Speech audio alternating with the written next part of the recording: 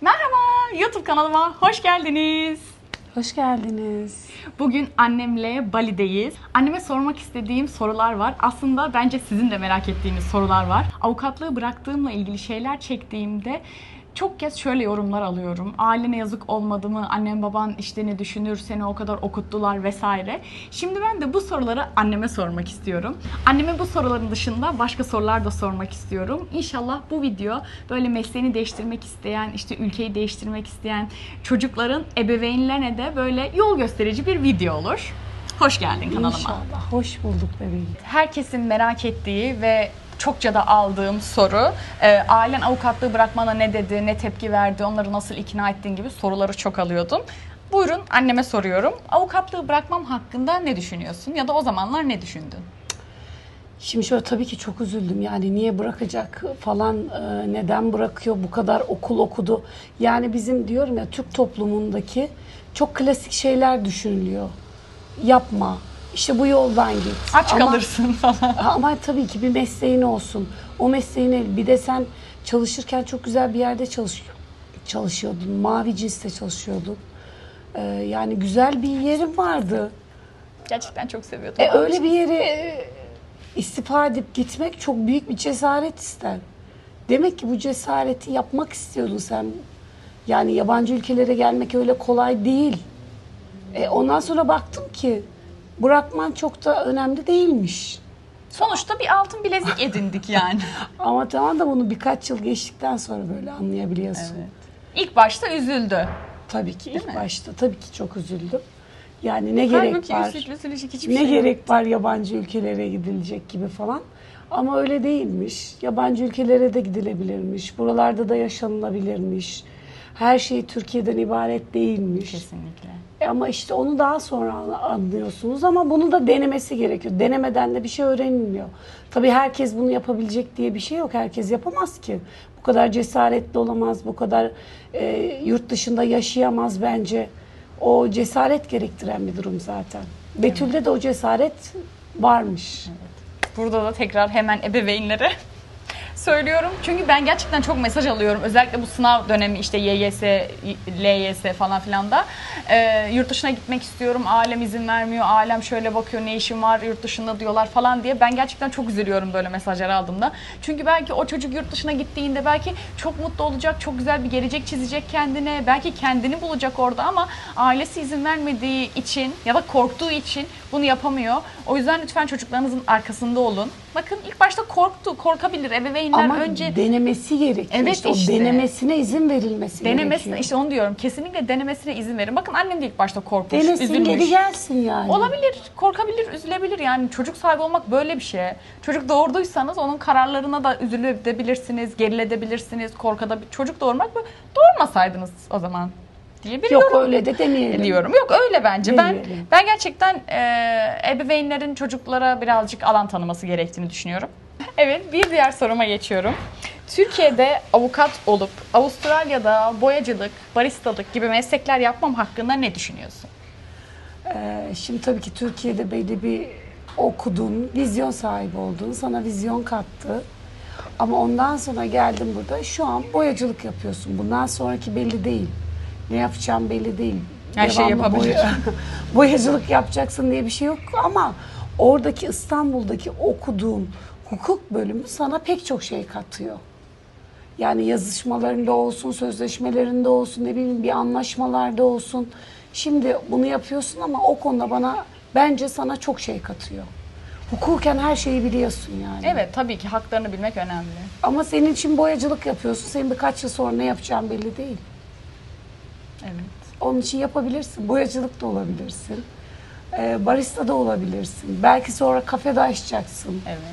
Senin ne yapacağın belli Belki değil. boyacılık şirketi açacağım. Benim ne yapacağım belli olmaz gerçekten. Ama sana o okuduğun hukuk bölümü çok şey kattı. Evet. Yani mutlusun kısaca. Sen mutluysan ben çok mutluyum kesinlikle.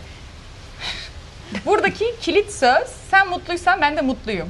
Çocuklarınıza kendinizin mutlu olacağı şeyleri dayatmayın ve diretmeyin. Çünkü ebeveynlerin mutlu olacağı şeylerle çocukların mutlu olacağı şeyler aynı olmayabilir. Biz farklı şeyleri isteyebiliriz. Ebeveynlerin bence de, iyi ki benim annemsin. Ebeveynlerin söylemesi gereken şey, sen mutluysan ben de mutluyum.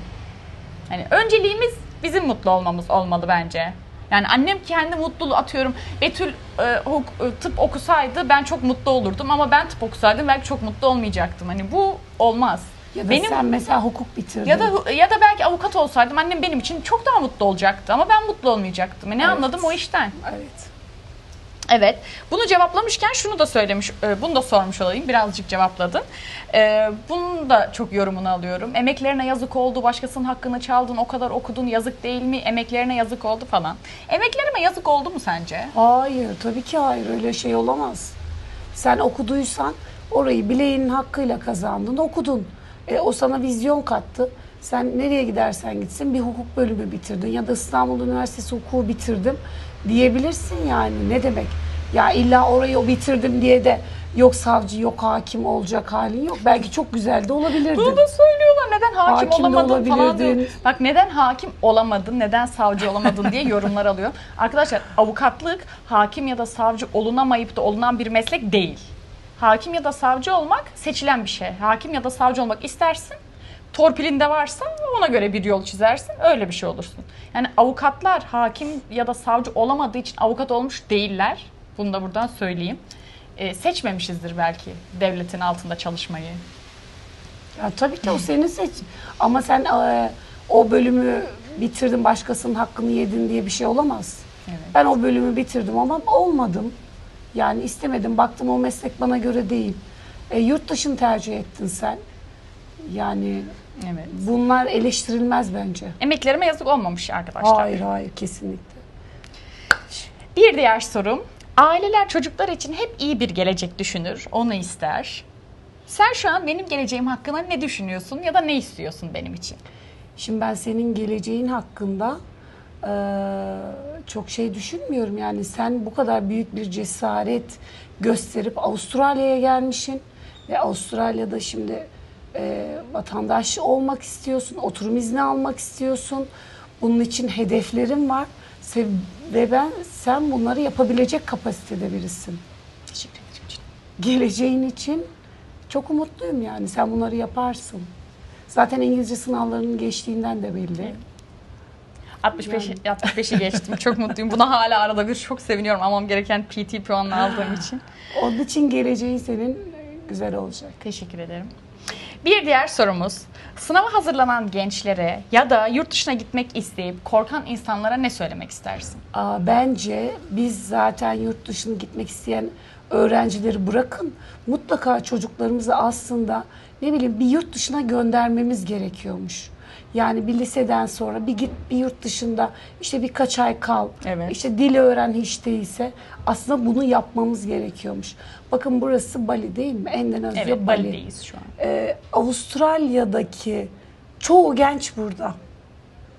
Ve tek başlarına gelmişler. 2 tane kız mesela. 2 kız tek başına gelebiliyor buraya. Evet. Bizim çocuklarımız niye gitmiyor? Bizim çocuklarımız da gitsin biraz. Birkaç ay yurt dışını bir görsün gelsin. Ona çok şey katacak. Evet. Ama bizde böyle bir kültür yok maalesef. Ya bu çok üzücü aslında. Yani gitsin birkaç ay kalsın gelsin. Gitmek isteyen gitsin görsün gelsin. Evet, Niye böyle bir katı kurallarımız var bizim? Evet, bizim Bilmiyorum dünyayı ki. keşfetmemiz biraz zor maalesef. Neden Çok öyle bilmiyorum zor. ama öyle bir tabu mu diyeyim, öyle bir isteksizlik mi ya da neyden kaynaklanıyor bilmiyorum. Ama böyle bir dış dünyaya karşı böyle bir isteksizlik ya da böyle bir korku. Korku bence. Korku olabilir, İsteksizlik evet. demeyelim de korku. İstek var belki ama evet, korku ama elin çocukları hiç vallahi korkmuyor. Çatapata vallahi geliyorlar. Ya Betül çok haklısın. Şuna bakar mısın? Annem şok. Herkesi burada. Her yer gencecik çocuklar gelmişler buralara sörf yapıyorlar. Kalıyorlar. Hiçbir şeyden korkmuyorlar. Gencecik kızlar. Evet. Yani yurt dışı görüyorlar hiç değilse. Ha bu ülke çok mu matah bir şey? Kendi ülkeleri belki çok lüks.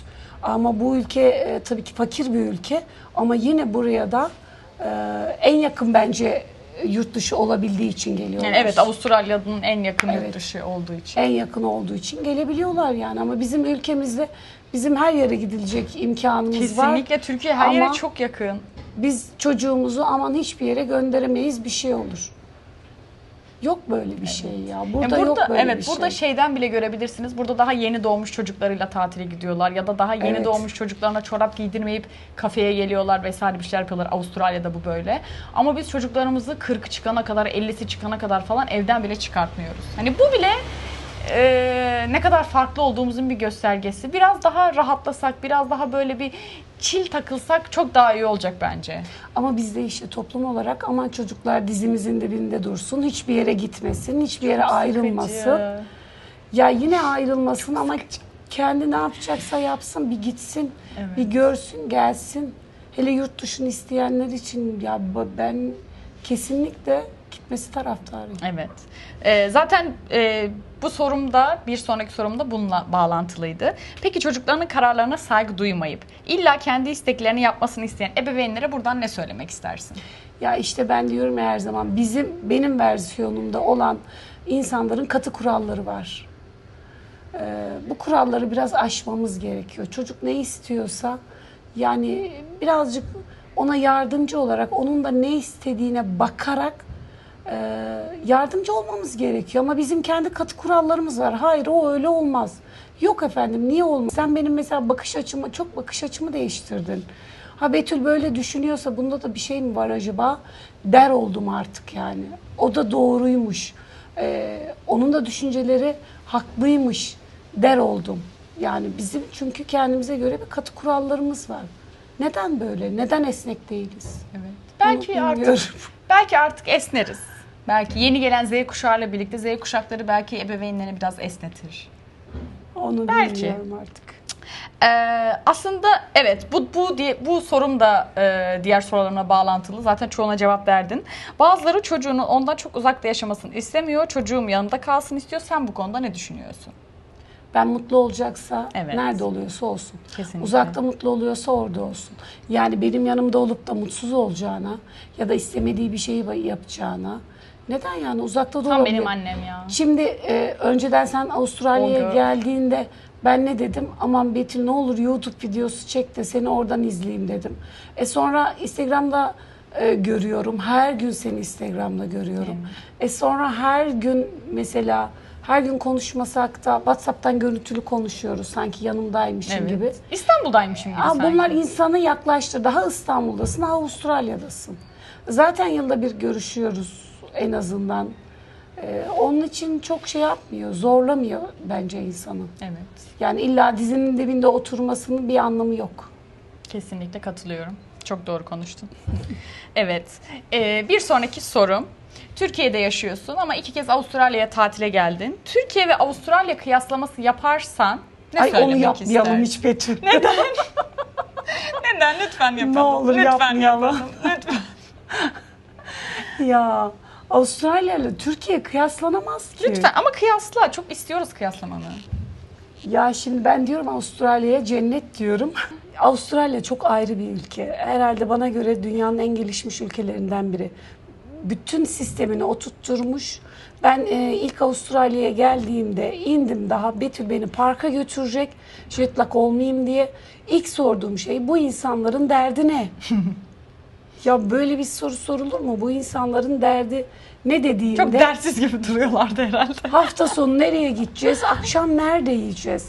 Yani insanlar sistemini oturtturmuş ve o kadar mutlu gözüküyorlar. Bilemem artık psikolojik olarak bu kadar her şeyi elde etmenin belki Dayanılmaz psikolojik tabii ki. evet etkileri de olabilir ama benim gördüğüm kadarıyla mutlu insanlar yani çok iyi kazanıyorlar, iyi yaşıyorlar.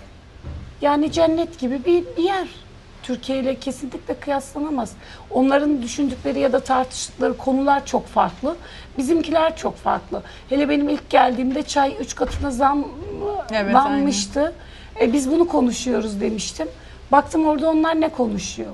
Yani arada uçurum var. Evet. Uçurum olduğu için bu sözlerle kıyaslanamaz. Görülmesi gerekiyor. Onu yaşanması gerekiyor. O ülkenin gidip birazcık orada yaşamak gerekiyor. Evet. Aradaki farkı anlayabilmek için. Bu bence görmekle anlaşılır. Ben gördüm. Yaşamak lazım diyor. Evet, biraz yaşamak lazım. Arada uçurum var. Uçurum. Ben şimdi Türkiye'yi Avustralya gözünde köy görüyorum. Köy. Ucra köşelerde yaşam. Ne olursa olsun, zengin de fakir de hepsi. Çünkü Avustralya'da herkes zengin. Sınıf Tabii ayrımı refah yok. var. Evet. Sınıf ayrımı yok ya. Kimin zengin, kimin fakir olduğu diye bir şey yok ki. Böyle Aynen. bir şey yok yani. Herkes aynı seviyede. Aynı lokantaya gidiyor, aynı yerde geziyor, aynı yere gidiyor. Kimsenin gelecek kaygısı yok. Yani ben Herkes şunu her şeyi alabilir. alamam diye bir şey yok, evet. Yani en lüks markaları herkes alabiliyor. Tabii en lüks herkes alamayabilir de. Yani ne bileyim, normal bir mağazaya gidip, atıyorum Louis Vuitton, Gucci haricinde bir mağazaya gidip yani alamayacağınız çok şey yok yani, hani pantolon mu, gömlek mi, yemek mi, yiyecek mi, yani her şeyi alabilirsiniz Betül, normal bir maaşla bile. Nike, Adidas, herkes. Yani Nike, Adidas zaten- herkesin zaten alabildiği Evet. klasik şey, çok sıradan bir ayakkabı diyelim. Evet, aynen. Yani herkes her şeyi alabilir. Herkes her yerde yiyebilir. Aynen. Avustralya. Gerçekten çok seviyoruz. Güzel söyledin. Son sorum. Sen Avustralya'ya ilk geldiğinde Avustralya'dan Türkiye'ye gidince depresyona gireceksin demiştim gördüğüm şeylerden dolayı. Depresyona girdin mi? Neler hissettin? Özellikle Avustralya'yı gördükten sonra Türkiye'yi görünce, Türkiye'deki fiyatlar, her şey, Türkiye'nin her şeyini görünce ne hissettin? Zaten köy gibi hissettiğini Şimdi, söyledin de. Evet, depresyona girmedim ama işte aradaki çok büyük uçurumları gördüm. Yani Avustralya kıyaslanmaz ya. Yani bir Türkiye ile kıyaslanamaz ki. Nasıl kıyaslayacaksın? Orada refah çok fazla. Hani dediğim gibi refahın çok fazla olduğu, her şeyi elde etmiş olan insanların da belki psikolojik etkileri olabilir. Evet, Avustralya'da zaten en çok muzdarip olunan konu psikolojik rahatsızlıklar. Ya çünkü başka sorun yok. Çünkü yani.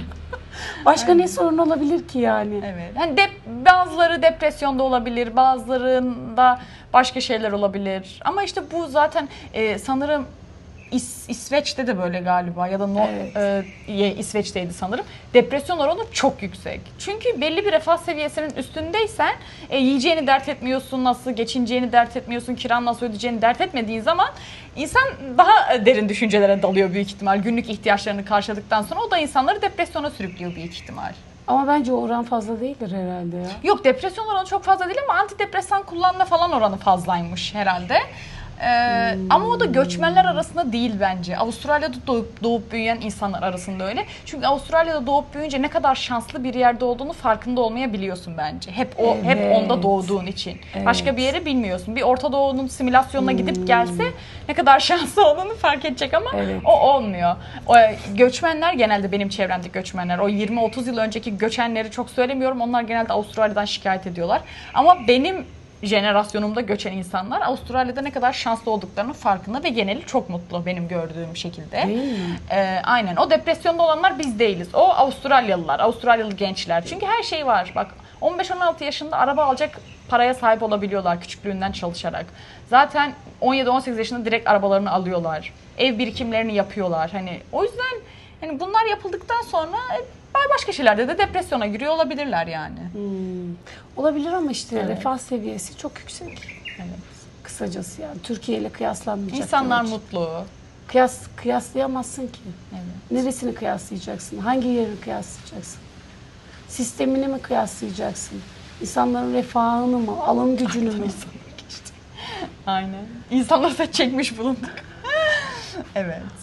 Evet, tatil bölgesi burası. Evet. Güzel bir sohbet oldu. Yani avukatlığı bıraktığıma öncesinde üzülmüş. Sonrasında şu an beni tebrik ediyor kararımdan ötürü. Özellikle Avustralya'yı sevdiğimden Cesaretinden ötürü. dolayı. Cesaretimden ötürü. Evet. Siz eğer benim yerimdeyseniz, yurt dışına gitmeyi düşünüyorsanız, korkuyorsunuz vesaire, korkmayın.